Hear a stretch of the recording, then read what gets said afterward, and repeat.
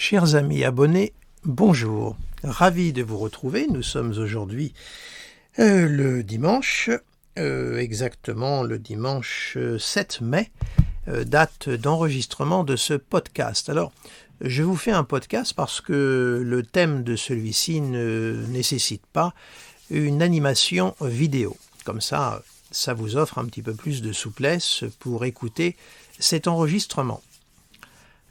Alors, le thème de ce podcast porte sur l'entrée d'Uranus dans le signe des Gémeaux.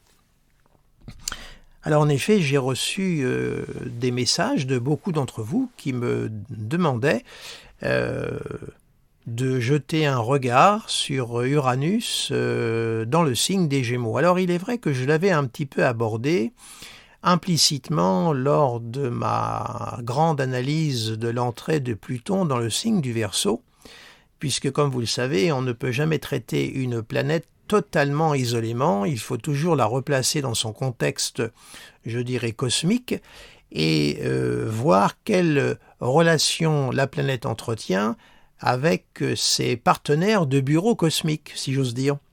Donc j'avais quelque peu déjà abordé Uranus en Gémeaux, mais je ne l'avais pas totalement circonscrit.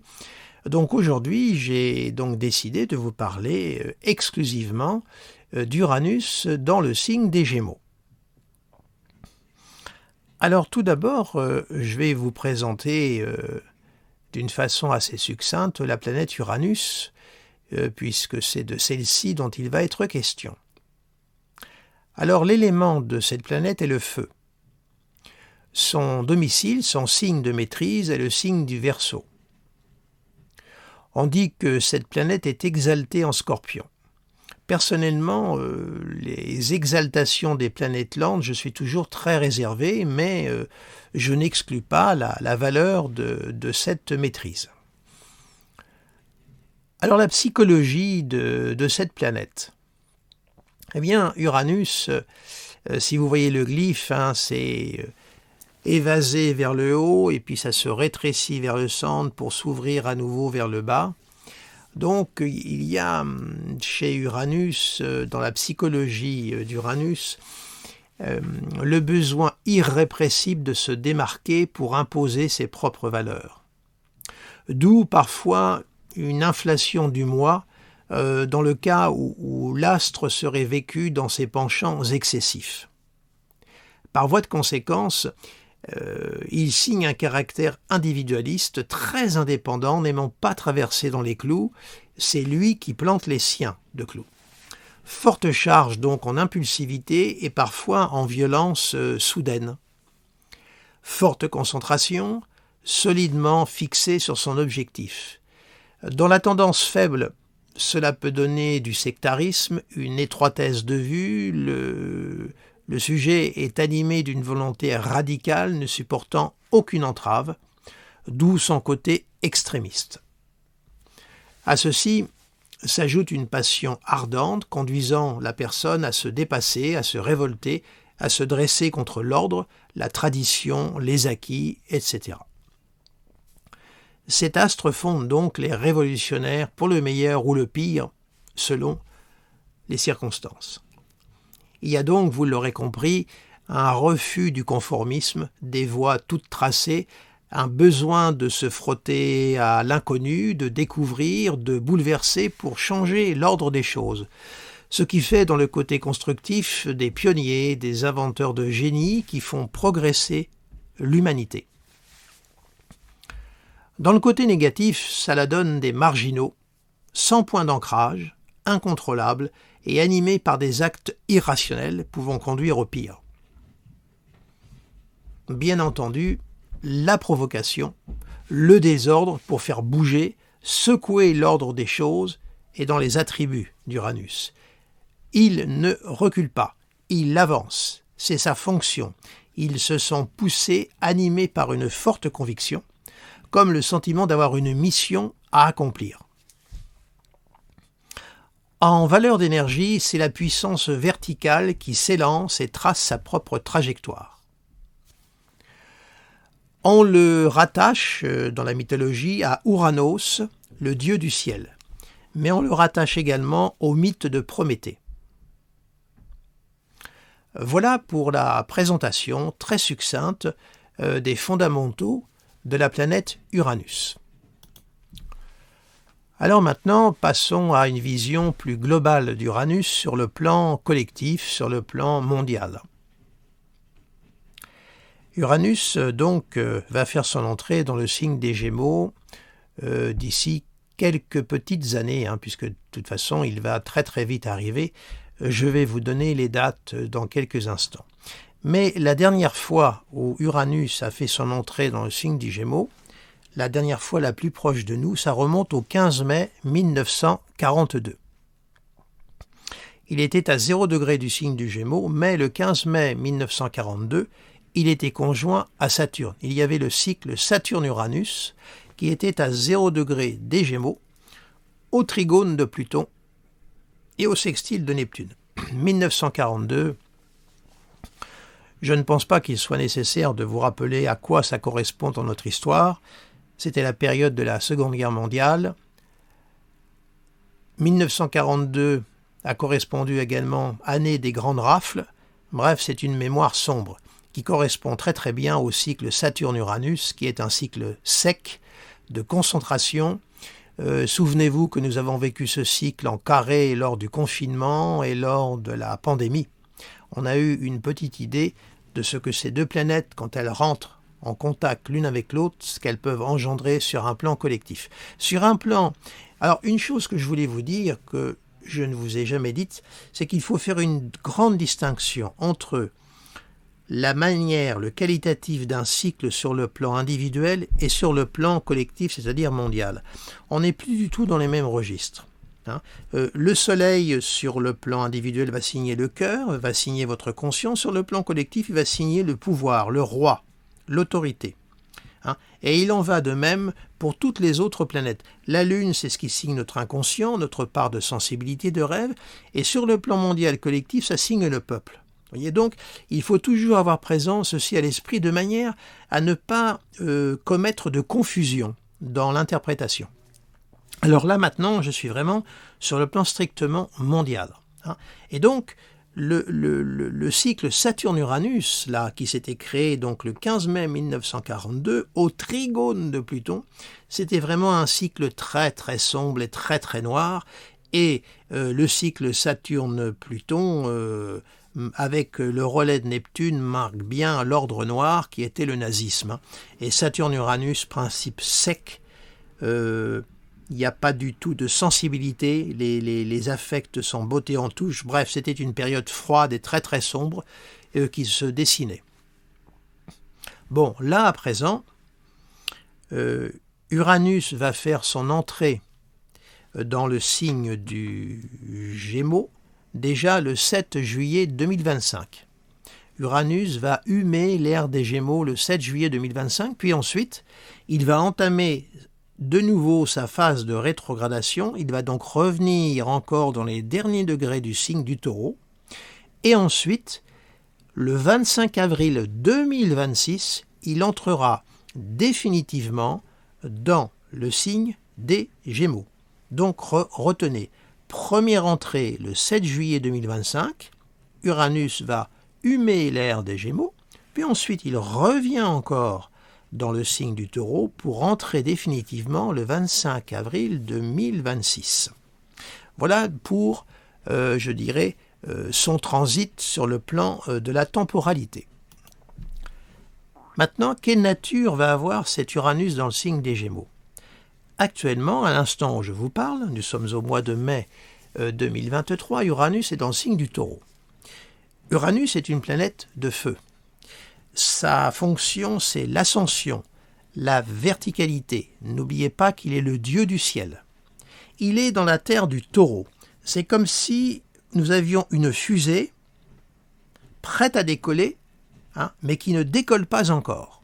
Voilà l'image que je veux vous donner pour que vous compreniez. On a un Uranus qui est campé sur le sol, qui veut décoller, mais il est enraciné dans la terre du Taureau. Autrement dit, on a un Uranus qui vit actuellement une frustration. Il est obligé de rester à terre, alors que sa fonction, c'est de s'élever, c'est de tracer. d'ouvrir une voie. Donc il est actuellement contenu. Et quand il va entrer dans le signe du Gémeaux, qui est un signe d'air, qui est, je vous rappelle, le signe de Mercure, alors là, Uranus va respirer, il va trouver de l'air, justement ce dont il a besoin. Uranus, planète de feu, dans un signe d'air, l'air et le feu sont des éléments compatibles, l'air attise le feu.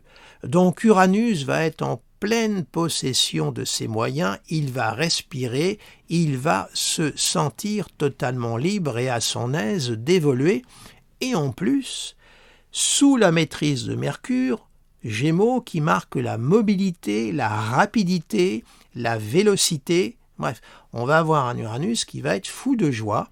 Il va enfin se dégager de la pesanteur de la terre du Taureau. Nous aurons donc cet Uranus en pleine liberté d'expression, et c'est le cas de le dire.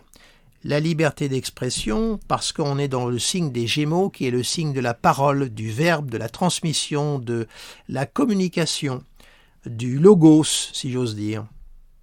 Alors, vous savez qu'en astrologie, il faut toujours faire intervenir les maîtrises, donc on va avoir un Uranus dans le signe effervescent, pétillant, comme on dit, de l'éternelle adolescence, qui est le signe des Gémeaux, le signe de Mercure. Donc on va avoir un Uranus qui va, je dirais, là, comment pourrais-je vous dire, être tout à fait dynamique.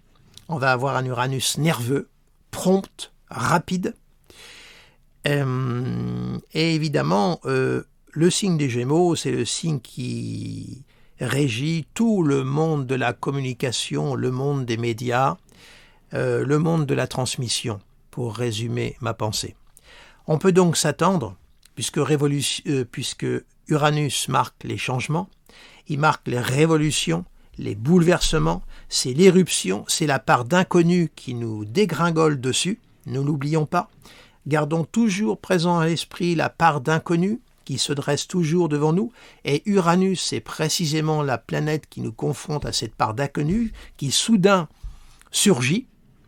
C'est pour ça que dans le tarot de Marseille, Uranus est assimilé à la maison Dieu, cette fameuse tour foudroyée. Donc tout le domaine de la communication va être totalement révolutionné. C'est-à-dire que nos moyens actuels que nous avons pour communiquer, Internet, les smartphones, les tablettes, les ordinateurs, on peut s'attendre, durant la traversée d'Uranus dans le signe des Gémeaux, qui va durer donc 7 ans, à ce que ce monde-là de la technologie, ce monde des multimédias connaisse des bouleversements et des révolutions radicales, car Uranus et la radicalité sont synonymes. Donc tous les outils que nous avons actuellement vont connaître un changement. L'Internet que nous connaissons va être bouleversé, tous nos moyens de communication vont connaître une révolution. Le monde de la parole, le monde des médias va être totalement chamboulé. Donc, gardez à l'esprit que également cet Uranus-là dans le signe des Gémeaux, puisqu'il est dans le signe de la communication, la liberté d'expression va devenir également un enjeu, puisque Uranus c'est la liberté, l'émancipation, l'indépendance. Rappelez-vous qu'il est rattaché au mythe de Prométhée. Alors je ne vais pas rentrer dans l'explication du mythe de Prométhée, je vous laisse le soin de regarder vous-même, mais Prométhée c'est vraiment celui qui en a marre de rendre des comptes à Zeus, et il veut être libre, faire ce qu'il veut, et il lui tend un traquenard et il lui ravit le feu divin. Bref, je vous ai fait un résumé caricatural. Il ravit le feu divin pour le donner à l'homme et lui dire « tu es ton propre Dieu ». Donc il a une valeur d'émancipation. Il désenchaîne, il libère.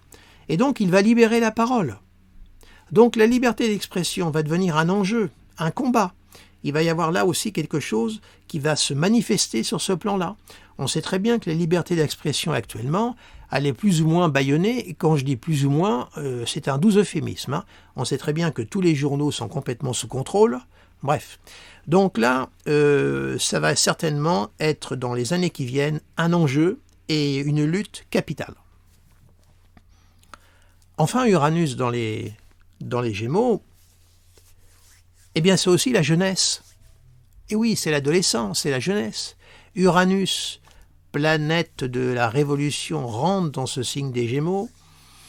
On peut s'attendre peut-être aussi à des événements nouveaux, inattendus, qui viendront de la jeunesse. Un élan nouveau qui viendra des jeunes générations.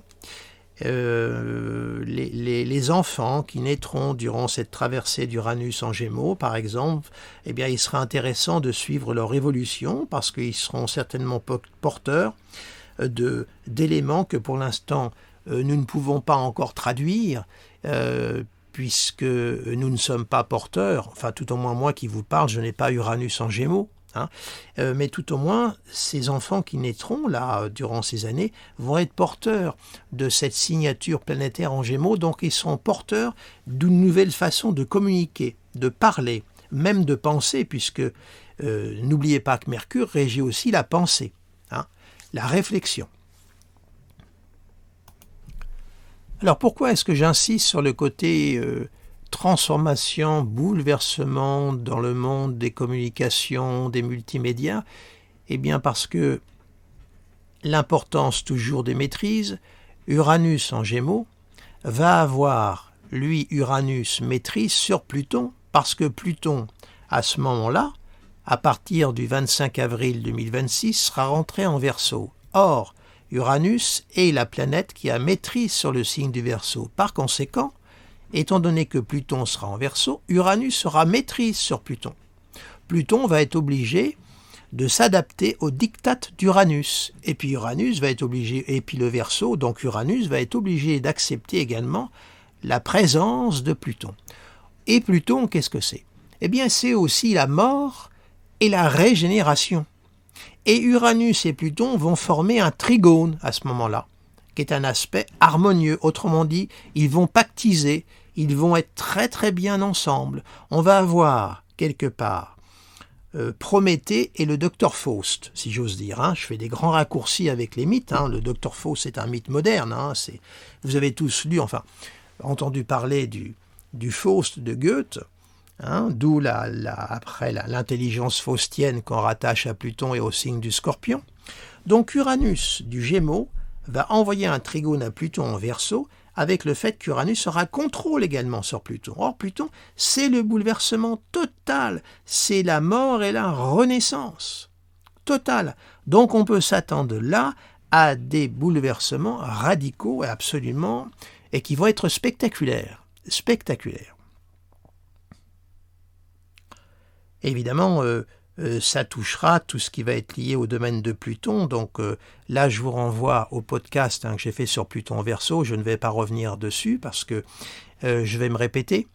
Et puis, ce n'est pas la thématique de mon podcast.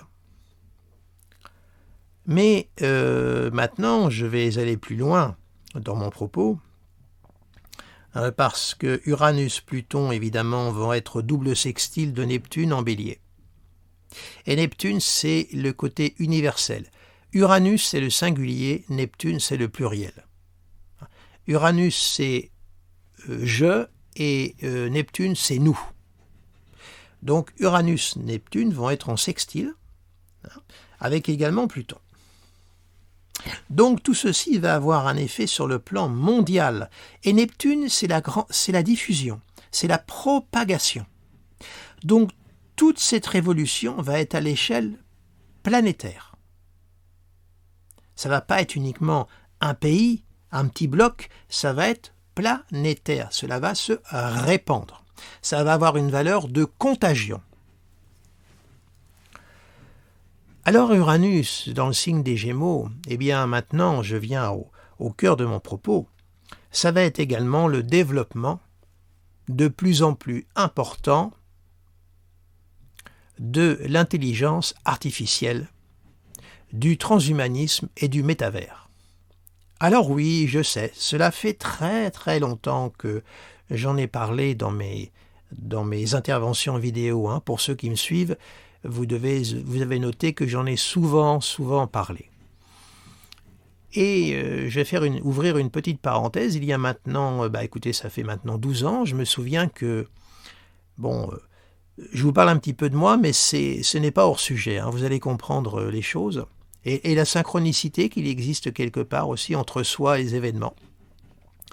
Je me rendais à ce moment-là sur la tombe de ma mère et j'étais en gare et je vois un livre qui s'appelle « La mort de la mort » du docteur Laurent Alexandre.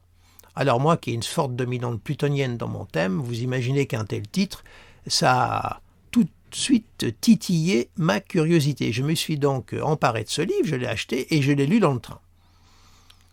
Et à ce moment-là, ce que j'ai lu là m'avait complètement sidéré, puisque le docteur Alexandre, en 2011, parlait non plus d'un homme réparé, mais d'un homme augmenté.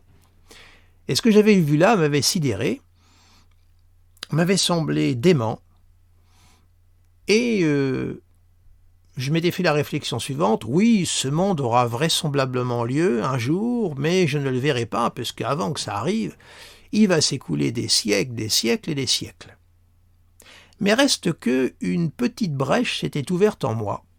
Et depuis 2011, cette année-là, je n'ai cessé de jeter un coup d'œil sur ce pan de notre histoire collective, sur cet aspect scientifique, à savoir le transhumanisme, la révolution numérique. Et alors, à ma grande stupéfaction, moi qui me disais à ce moment-là que ce monde aurait vraisemblablement lieu, mais pas de mon vivant, j'ai vu à quelle vitesse ce monde allait évoluer. Et quand j'ai observé le ciel de 2026, en réalité, les 3 planètes lentes seront déjà en aspect exact dès 2025. Le 7 juillet 2025, nous aurons Uranus, Pluton, Neptune en aspect exact à 1 degré d'orbe. Déjà, hein. Ils seront à 1 degré. Neptune sera à 1 degré du signe du Bélier, Uranus à 1 degré du signe des Gémeaux et Pluton à 1 degré du signe des Verseaux. Nous aurons déjà l'amorce de la configuration. Puis ensuite, les planètes vont de nouveau rétrograder. D'ailleurs, à ce moment-là, le 7 juillet 2025, c'est pas le 7 juillet 2025, veuillez m'excuser, ça sera le 7 septembre 2025, pardonnez-moi. Le 7 septembre 2025, vous vérifierez de votre côté, les 3 planètes lentes seront en aspect exact. Elles seront toutes les 3 à 1 degré de leur signe respectif, Bélier, Gémeaux, Verseau. Mais elles seront toutes les 3 en phase de rétrogradation. Bon. Et donc, disais-je, quand j'ai vu ce ciel-là, je l'ai immédiatement mis en adéquation, en corrélation avec ce monde de la haute technologie, ce monde de l'intelligence artificielle et du transhumanisme. Ça m'a immédiatement sauté aux yeux, cela correspond parfaitement. Pluton en Verseau, on est dans le mythe du golem. Uranus en Verseau, le monde de la communication, de la pensée, de la réflexion, le tout relié à Neptune sur le plan mondial. Et on rajoutera la conjonction Saturne-Neptune qui peut marquer la naissance d'un nouvel ordre mondial à tout ça. Et ça m'a encore davantage accroché et invité à explorer ce monde-là. Donc depuis 12 ans, je n'ai cessé de lire des ouvrages, des études sur l'évolution de cette technologie. Et vous remarquerez que depuis que Pluton vient de faire son entrée en Verseau, là, il va y séjourner 3 mois, puis après, il va revenir en Capricorne pour rentrer définitivement en Verseau en 2024, puis en 2025, c'est clair, il y est. Vous avez quand même remarqué que l'on parle de plus en plus de l'intelligence artificielle. Il n'y a pas un article, une semaine, un quotidien qui ne traite de ce sujet. Il y a là une adéquation, une synchronicité tout à fait troublante. Et ce n'est pas un hasard si le chat GPT a été mis en place et qu'il est libre d'accès, parce qu'on commence déjà à nous conditionner, à nous habituer à la présence, à l'utilisation de cet outil. Pas du tout un hasard, et ça correspond au moment où Pluton est à 0 degré du Verseau. Et donc, cette intelligence artificielle, elle va aller, vous allez voir, à une progression et une évolution stupéfiante. Ça va être, je dirais, exponentiel. Regardez bien ce qui va se passer. Et évidemment, comme c'est relié à Neptune, ça va réorganiser la planète entière et tout le fonctionnement de la société. C'est-à-dire que, qu'on le veuille ou non, bon an, mal an, bon gré, mal gré, on va être confronté à ce monde. Alors moi, je veux bien les grands discours spirituels. Oui, mais bon, on a une âme, on va pouvoir quand même faire front commun pour éviter ce monde. Non, ce monde-là, on ne l'évitera pas. Il va régenter et réorganiser le monde du travail et la société. Et ça, on va y être confronté. Ensuite, le rapport qu'on a avec sa propre âme, ça nous regarde. Ça, évidemment, la dimension spirituelle, nous l'avons en nous. On ne peut pas venir nous piller notre âme, je suis bien d'accord. Mais moi, mon propos, il est très... Là, pour le coup, je vais dire que je vais être très matérialiste dans mon intervention. Moi, ma vision, elle est quel monde, quel type de société on va avoir devant nous. C'est ça. Et ce monde de la haute technologie, de l'intelligence artificielle, de la robotique aussi. Parce qu'on est en train de nous dire que l'intelligence artificielle va détruire, va surtout s'en prendre aux élites, parce que ça va toucher la classe intellectuelle en premier. Vous savez que par exemple, on a soumis le chat GPT à un test, un examen de Polytechnique, un examen extrêmement compliqué, et le chat GPT l'a résolu en quelques secondes. Et en plus, aujourd'hui, si vous faites le test, moi j'ai été vérifié, il ne fait aucune faute d'orthographe, aucune faute de syntaxe, aucune faute de grammaire. Qui aurait pensé, il y a quelque temps, qu'une intelligence artificielle serait capable d'arriver à ça? Il y a 3 ans en arrière, c'était invraisemblable. Et bien aujourd'hui, c'est en place. Et comme c'est génératif, c'est une espèce de machine, une outre qui se nourrit.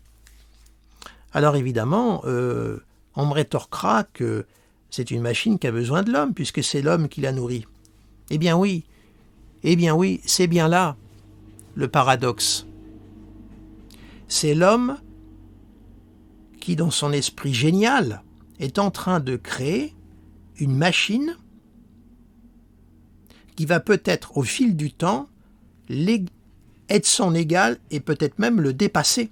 On est dans le mythe du golem, là, dont je parlais lorsque j'ai fait mon podcast sur Pluton en Verseau.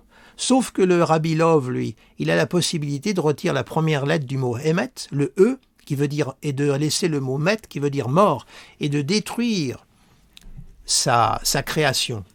Mais nous, là, on va créer un produit, une intelligence, qui va régenter notre société. Donc on ne pourra pas la démolir. Vous vous imaginez bien qu'un chef d'entreprise, quand il va se rendre compte qu'il peut avoir une note de service parfaitement rédigée en 1 nanoseconde, avec un appareil qui ne fait pas grève, qui ne tombe pas malade, qui ne prend pas de vacances, qui ne conteste jamais, vous imaginez bien que les chefs d'entreprise ils vont vite faire le calcul et qu'il va y avoir des suppressions de postes et même des tâches, parce qu'en prestant que les tâches vont être épargnées par l'intelligence artificielle, mais pas du tout, parce qu'il va y avoir la robotique qui va arriver derrière. Actuellement, Amazon, dans ses entrepôts, ce sont des robots qui vont chercher les colis. Voilà. Donc, ce monde-là, il va être devant nous, on ne pourra pas passer à travers. Donc, quel type de société on va avoir? Moi, c'est ça, mon interrogation. Il va y avoir une révolution dans le monde du travail, évidemment. Alors, nous-mêmes, au milieu de tout ça, par rapport à nos valeurs, parce que nous avons une mémoire référentielle, évidemment, mais pensez que les enfants qui vont naître en 2025 ou 2026, ils vont naître avec ce cycle planétaire en eux. Donc ces enfants qui auront 20 ans au mi-temps du siècle, en 2046-2050, ces enfants-là vont être porteurs d'un nouveau paradigme. Et ils vont avoir, ça va être les extraterrestres, ils vont ouvrir ce nouveau monde. C'est-à-dire que les questions que nous nous posons, eux ne se les poseront pas parce qu'ils auront déjà implicitement les réponses, et que ce monde de la haute technologie qui va se mettre en place, ça va être leur monde. Ils vont grandir dans ce monde-là. Donc, ça va être une génération qui va forcément avoir les clés et qui trouvera les bonnes serrures. Nous, actuellement, soit on a les clés, et encore, j'en doute, mais on ne trouve pas les serrures, ou alors on voit les serrures, on n'a pas la clé. Voilà, il faut l'accepter. C'est ce qu'on appelle les transitions et les évolutions. Alors maintenant, nous, notre grande question, c'est comment nous positionner dans ce monde-là. Parce que, évidemment, la révolution technologique avec un Uranus en Gémeaux pendant 7 ans, et puis un Pluton en Verseau qui va traverser le signe du Verseau pendant 19 ans, il va s'en passer. hein. Et une chose aussi que je tiens à vous signaler, Uranus, c'est le dieu du ciel, c'est la fusée, ça va être aussi la conquête spatiale. Il va y avoir là aussi une révolution, et on sait que Elon Musk travaille beaucoup là-dessus. Hein.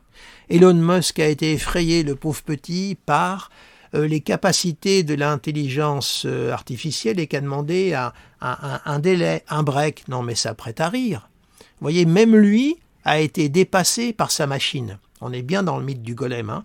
Et il a demandé de faire une pause. Quelle pause? Mon pauvre petit, tu as créé un engin qui est en train de te dépasser, mon pauvre petit bonhomme. Vous voyez, donc on est là devant des espèces d'apprentis sorciers, parce que Uranus, c'est aussi l'apprenti sorcier. Hein. On est devant des gens qui créent quelque chose, une machine, ils sont tout contents, mais on a l'impression qu'ils ne se rendent pas compte des conséquences que ça va avoir. C'est en même temps très très inquiétant. Parce que les Elon Musk et compagnie, ils ont une puissance financière énorme et ils font plus ou moins la loi à travers ce monde. Alors, donc, il faut que nous nous préparions à l'entrée dans ce nouveau monde et ce nouveau paradigme. Le Verseau, le signe de la fraternité, puisque le soleil qui marque l'ego, il est en exil, hein, en Verseau, hein, vous me suivez, hein. Verseau, Lion, Soleil, Uranus. Ben oui, mais quelle nouvelle fraternité avec un Pluton à l'intérieur? Quelle va avoir la tête de cette nouvelle fraternité avec ce Pluton à l'intérieur?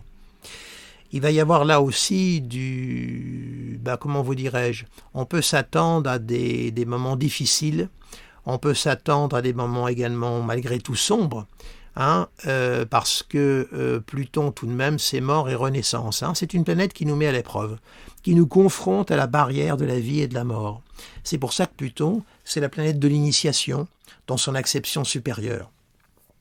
Parce que j'entends toujours, ah bah oui mais Pluton c'est pas que la mort, c'est pas que la destruction, c'est pas que la boue. Oui, bah bien entendu que ce n'est pas que ça.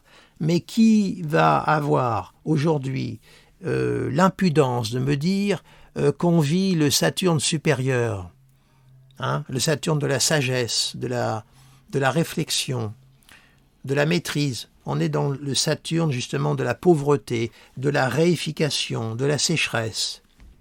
Qui va me dire qu'on vit l'Uranus de la progression, de l'évolution. On est dans l'Uranus du désordre actuellement.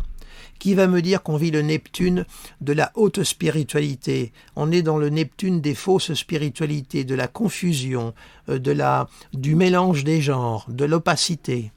Et qui osera me dire qu'on vit le grand Pluton aujourd'hui, tout ça sur le plan collectif, hein, s'entend, qu'on vit le grand Pluton. Hein? Non, on n'est pas dans le Pluton, le grand initiateur, le gardien des grands mystères. On est dans le Pluton de la boue, le Pluton de la guerre, de la dégénérescence. Je ne suis pas en train de vous faire un tableau noir, il suffit de regarder objectivement ce qu'il y a autour de nous. Voilà. Donc, voilà, moi, mon propos et ma grande question, c'est cette nouvelle société qui est autour de nous. Là, il y a mon chat à côté de moi qui s'apprête à sauter à côté du micro. Je crains le pire en parlant de Pluton et d'Uranus, justement. Ben voilà, ça ne va pas louper. Si vous entendez un cafouillage, ça sera lui. Hein. Voilà. Donc, ma question, c'est, ben voilà, il est arrivé là, t'es gentil, tu ne me fais pas tomber mon micro, voilà. Et donc, il faut donc que, comment vous dirais-je, on est en train de vivre la fin d'un monde fini, en quelque sorte, hein, comme l'avait dit Albert Jacquard un jour. Hein. Et il faut qu'on se prépare, tous autant que nous sommes, à cette révolution énorme qui va avoir lieu et qui se prépare devant nous. Énorme révolution. Hein. Et donc, vous m'excusez, hein, ma pensée est assurée parce que j'ai essayé de négocier avec mon chat de manière à ce qu'il ne me fasse pas tomber mon micro. Voilà, veuillez m'excuser. Et donc, disais-je, on est là, on arrive petit à petit à la frontière de ce nouveau monde. Alors, je reviens à Uranus, hein, parce que je ne me suis pas égaré en fin de compte dans mon propos. Hein, j'ai voulu vous traiter ça en globalité. Hein. Donc, Uranus également en Gémeaux, pardonnez-moi.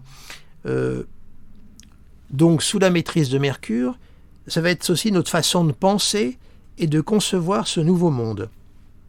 Comment on va penser à notre propre petit niveau individuel, hein, penser et concevoir ce nouveau monde. Alors là, ça va nous renvoyer à notre propre thème astrologique. quel secteur cet Uranus en Gémeaux va-t-il transiter et quel aspect va-t-il former dans notre thème de naissance. C'est là où on a la clé. On a une amorce de réponse. Comment on va réussir, nous, à se positionner dans ce monde. Parce que, vous savez, Uranus a un côté sectaire, très étroit. Il va y avoir ceux qui vont foncer bille en tête dans ce monde-là et qui ne verront que par ce monde-là. La haute technologie, l'intelligence artificielle, ils vont trouver ça génial. Et il y aura un côté génial, on ne peut pas le nier. Et puis il y a ceux qui vont le rejeter, ce monde-là, qui ne vont pas en vouloir. Simplement, ces gens-là qui ne vont pas en vouloir, ils vont être confrontés à ce monde-là. On ne peut pas aller se réfugier en pleine forêt, Walden dans les forêts, je sais bien, mais malheureusement, on va avoir du mal à faire ça. On est tous plus ou moins liés à cette société, à ce monde-là. On a une activité professionnelle, tous autant que nous sommes, et c'est ça qui nous lie à ce fonctionnement-là de société. Voyez. Donc, on va être... quelle singularité allons-nous développer pour arriver à nous adapter à ce futur monde? Ça va être les grandes questions qui vont se poser à nous. Alors, c'est un enjeu en même temps absolument excitant. C'est un enjeu extrêmement intéressant, parce qu'on va connaître, nous, ce changement de paradigme, on va le voir se mettre en place progressivement. Mais en même temps, ça va être une progression rapide. C'est ça qui est impressionnant parce que Uranus en Gémeaux, c'est vif, c'est rapide. C'est, pour employer un mot à la mode, c'est speed. Ça ne perd pas de temps. Et Saturne, qui marque le temps, rentrera en bélier à ce moment-là. Et Saturne en bélier, il est en chute. Ne l'oublions pas. Saturne qui marque la tradition, le passé, l'histoire, il va être en bélier et il va être en chute. Donc ça veut dire qu'il y a une partie du monde qui va irrémédiablement s'effacer. C'est clair, d'une façon ou d'une autre, avec la conjonction de Neptune, ça se dématérialise. C'est intéressant la conjonction Saturne-Neptune. Dématérialisation par Neptune, et ossification, matérialisation par Saturne. On a les deux. Sauf que Saturne va être en position faible en bélier. Voilà. Il n'emporte pas la bataille. C'est Neptune qui tend à l'emporter, je dirais. Bon. Et Neptune sera dans le signe de Mars. Donc, un monde, des civilisations sous la maîtrise de Mars. Et Mars, c'est du feu. Uranus, c'est du feu. Pluton, c'est aussi du feu, c'est le feu des enfers. On dit que c'est de l'eau, mais moi je dis que l'eau de Pluton, c'est de l'eau de vie. On croit que c'est de l'eau, puis quand on la boit, on se brûle. Donc voilà. Donc on a l'émergence de ce nouveau monde qui arrive. Et pour nous, petits bipèdes, qui sont quand même en train de créer ce monde-là, puisque ce sont des bipèdes qui créent quand même ce futur monde, c'est ça qui est absolument invraisemblable, il va y avoir des questions d'éthique qui vont également se poser. C'est comment on va arriver à régenter tout ça de manière à ne pas tomber dans les excès et de vouloir tellement rivaliser Dieu, puisque le projet du transhumanisme, c'est ça, la longévité, la fin de la vieillesse et puis la fin des maladies. C'est un projet complètement fou, cette espèce de projet d'immortalité. Personnellement, moi, ce qui donne sens aussi à ma vie, c'est que je suis mortel. Et je sais que je n'ai pas un temps infini devant moi. Quel ennui de savoir qu'on aurait un temps infini devant soi. Moi, j'avoue que ça me laisse un petit peu... je comprends pas, moi. Quel ennui de savoir qu'on aurait une vie éternelle devant soi. Je sais pas. Moi, c'est mon rapport au temps qui me permet de travailler, d'avancer. Vous savez, cette confrontation au temps, à Saturne, c'est ça qui nous permet d'avancer sans arrêt. Et puis au fil du temps, on gagne un petit peu en maturité, en réflexion, en sagesse. Mais là, ce côté éternité, immortalité, Saturne, il explose. Que devient le temps dans tout ça ? Franchement. Donc c'est un projet qui est complètement dément, quelque part. Mais voilà, c'est l'aspiration de l'homme. Et le transhumanisme, c'est ce vers quoi il tend. Les Luc Ferry et Laurent Alexandre ont beau dire qu'il y aura une éthique et que de toute façon, surtout Luc Ferry, c'est très curieux la position de Luc Ferry, il est assis le cul entre deux chaises. Quand on entend le docteur Alexandre dire qu'il va falloir habituer les enfants à vivre et à travailler avec une intelligence artificielle, moi je vais vous dire, ça m'effraie. Ça m'effraie totalement. Et l'arrivée d'Uranus en Gémeaux, qui est le signe de l'adolescence, m'inquiète beaucoup parce qu'on va confronter les enfants très jeunes à cette intelligence artificielle dont je me demande où va être leur part de réflexion dès l'instant où ils auront juste à rentrer une question et la machine va leur donner la réponse toute faite. Quelle va être leur part d'action, leur part d'apport personnel dans ce futur monde? Là aussi, il y a une question importante qui se pose. Et le docteur Laurent Alexandre, ça n'a pas l'air de l'inquiéter du tout. Alors évidemment, c'est le futur monde dans lequel les générations qui naîtront en 2026 vont être porteuses. Seront porteuses, évidemment. Alors, vous voyez, c'est à la fois passionnant, en même temps inquiétant. Ça va demander de notre part une très grande vigilance, un appel à une haute conscience. Est-ce que la conjonction Saturne-Neptune, qui va être la clé de voûte de ces grandes planètes, de ces grands cycles planétaires, pardonnez-moi, va nous apporter ce surplus de conscience? Vous savez, moi, je vais vous dire franchement, je n'ai jamais cru au sursaut d'une conscience collective. Jamais, jamais, jamais. J'espère me tromper, mais je n'y crois pas. Il y aura des prises de conscience individuelles qui vont peut-être se réunir et créer des poches, des groupes, des groupuscules de résistance. Oui, il y en aura, mais bien entendu. Mais sur le plan, je dirais, mondial, au point de créer une révolution à l'échelle planétaire, je n'y crois pas du tout. Non, il va y avoir une révolution à l'échelle planétaire avec un nouvel ordre mondial. Là oui, et ça va être quelle place on va occuper dans ce nouvel ordre mondial. Comment on va préserver nos valeurs? Je crois que nos valeurs, elles sont avant tout intérieures, elles sont liées à ce que nous sommes intrinsèquement, et ça, on ne pourra pas venir nous les voler, ce que vous avez acquis, votre sensibilité, votre âme, même si ce mot est un petit peu, je sais bien, il est très neptunien, ce mot. Voilà, mais tout ça, on ne pourra pas vous le ravir, c'est à vous. Donc ça veut dire qu'il faut continuer à nourrir, à entretenir cette part d'humanité, de spiritualité. Quand je dis de spiritualité, j'entends dans le sens large du terme. Spiritualité, spirit, ce qui est lié à l'esprit, à la pensée. Il va falloir vraiment cultiver, conserver tout ça, de manière à ce qu'il n'y ait pas une déperdition rapide de tout cela. Puisque évidemment, ce qu'on appelle le cyborg, la fusion du robot et de l'être humain, ça existe déjà. On en parle très très peu, mais il y a des expériences qui se font déjà sur ce plan-là, sachez-le. Il suffit de vous documenter, d'aller faire des recherches là-dessus et vous verrez, ça existe déjà, il y a déjà des expériences de fait. Il va y avoir aussi une progression avec ce Neptune en bélier sous le signe de Mars. Vous devez bien vous douter que toute cette évolution technologique va aussi servir l'armée. Il va y avoir le développement de nouvelles armes terribles, d'une efficacité épouvantable avec un Neptune en Verseau.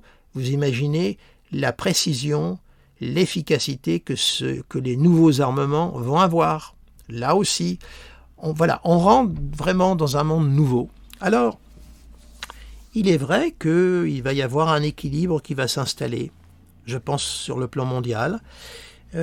Souvenez-vous, lors de la pandémie, il y avait eu la conjonction Jupiter-Saturne, Pluton, fin Capricorne, au carré d'Uranus, avec des semi-aspects, je dirais, semi-carrés, et de Neptune qui s'en mêlaient. On a vu le déséquilibre que ça a apporté sur le plan planétaire avec la pandémie et toutes les conséquences qui en ont découlé.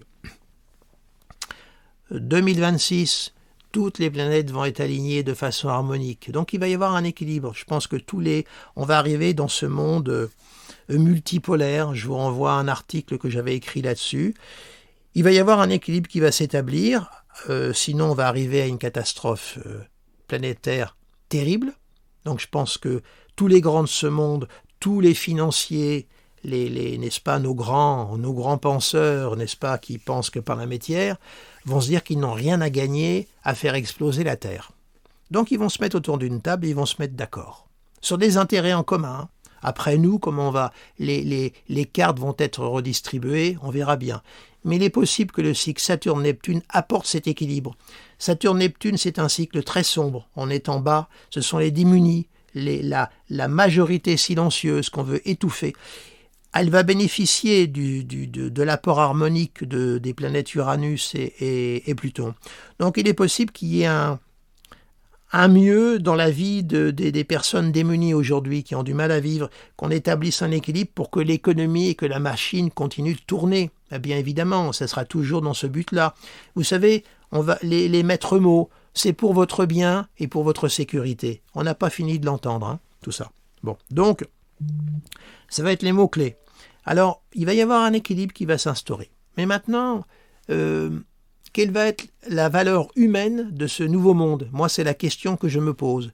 Neptune, qui est la planète de l'empathie, des émotions, de la sensibilité, elle va être dans le signe du Bélier. Ça va être une sensibilité à fleur de peau, une humanité martienne, hyper réactive. Et également, dans le signe du Bélier, avec un Neptune, quelle va être cette nouvelle toison d'or vers laquelle l'humanité va partir? Parce que le Bélier, c'est le mythe de la toison d'or. Neptune va être à l'intérieur. Vers quelle nouvelle toison d'or l'humanité va-t-elle partir? Quelle va être sa nouvelle conquête? On peut penser que la nouvelle conquête, ça va être l'espace. C'est pour ça qu'il y a autant de recherches qui sont faites, parce qu'ils cherchent à trouver une autre vie sur une autre planète, parce que quand on voit dans quel état on a mis la planète, et le côté écologique, la nature, c'est la planète Neptune. J'entends l'écologie dans l'acception noble du terme, et pas cette écologie politicienne actuelle qui est invraisemblable, qui marche complètement à côté de ses pompes. Là aussi, cette question sur ce plan-là va se poser.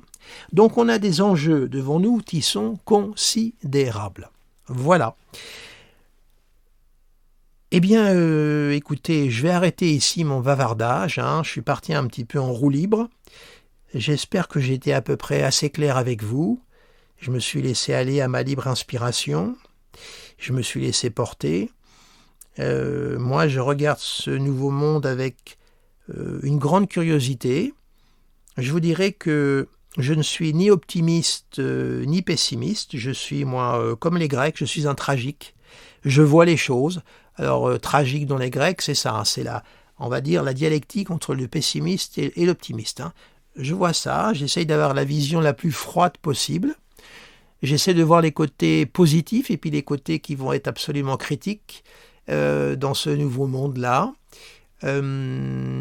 Écoutez, voilà ce que je pouvais vous dire sur cet Uranus en Gémeaux.